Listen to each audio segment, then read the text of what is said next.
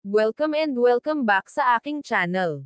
Nahihiya ka bang mag-voice over o magsalita sa iyong vlog, dahil napapangitan ka sa iyong boses? Itong video na ito ang perfect para sa'yo. Just keep on watching. At kung bago ka pa lang sa aking channel, don't forget to like, share, and subscribe and hit the notification bell button para lagi kang updated pag may mga bago tayong videos na i-upload. Simulan na natin. Una, punta ka sa Play Store. E-download ang application na T2S. At kung na-download na ang T2S, click Open. Ayan, nasa T2S na tayo. Dito isusulat mo ang mga gusto mong sabihin, o pang voice over sa iyong vlog. Halimbawa, type natin, "Mapagpalang araw, welcome sa aking channel G-Race Vlog, at laging tandaan, every gising is a blessings." At pagtapos mo na type ang gusto mong sabihin sa iyong vlog, pindutin ang Settings. Dito sa Speech Engine, piliin at pindutin ang Speech Recognition and Synthesis from. Sunod, dito naman sa Speech Voice, meron ditong pagpipili ang mga language: Filipino, Finnish, French, German, etc.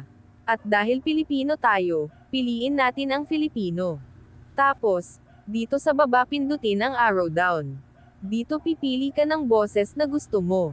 Piliin natin ang Filipino 4. Dito sa speech rate at speech pitch, pwede mo siyang i-adjust sa gusto mong bagal, bilis at tuno. At pagtapos na, back natin at subukan nating pakinggan ang sinulat nating text. Pindutin ang letra, tapos pindutin ang play button.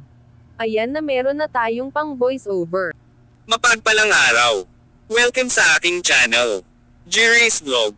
At laging tandaan, every gising is a blessing. Ngayon save natin. Pindutin ang 3 tuldok. Pindutin ang export as audio file. Dito pwede mo palitan ng title ang ginawa mong voice over, wag lang yung .mp3.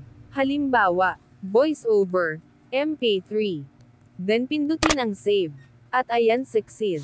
At para makita natin at marinig ating ginawang voice over, punta tayo sa ating files, then audio. At ayan, pindutin ang voiceover.mp3. Pindutin ang play button. Mapagpalang araw! Welcome sa aking channel, G-Race Vlog.